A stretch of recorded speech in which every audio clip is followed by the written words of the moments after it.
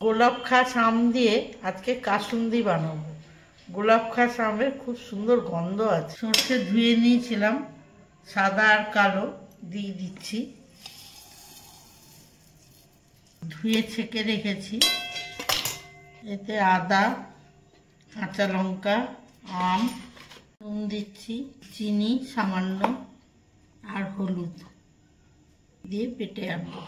এই কাপে 2 কাপ জল দিয়েছি, জল ফুটে গেছে। হলুদ দেবো, নুন, ভালো করে ফুটিয়ে নেবো এটাকে। জল ফুটে গেছে, আম আর ওই সর্ষে বাটা দিয়ে দিচ্ছি। নাড়তে হবে ভালো করে, যতক্ষণ না হচ্ছে নাড়বো। সুন্দর আমাদের ফুটিয়ে নিয়েছি, প্রায় 20 মিনিট মতো ফোটাতে হয়েছে। এই যে এরকম হয়েছে। এবারে সর্ষের তেল দিয়ে দেবো। 1 কাপ সর্ষের তেল দিয়ে দিচ্ছি। একটু ভালো করে 5 মিনিট ফুটিয়ে নেব। এবারে একটু ভিনিগার দেবো, মাখিয়ে নিচ্ছি। অনেক দিন রাখা যাবে, ফ্রিজে কাঁচের বোতলে রেখে দেবেন, 1 বছর থাকবে।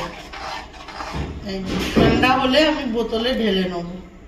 কালার দেখেছেন? ভালো লাগলে লাইক করবেন, শেয়ার করবেন, কমেন্ট করে জানাবেন। দেখুন, কাঁচা আম দিয়ে আমাদের কাসুন্দি হয়ে গেছে।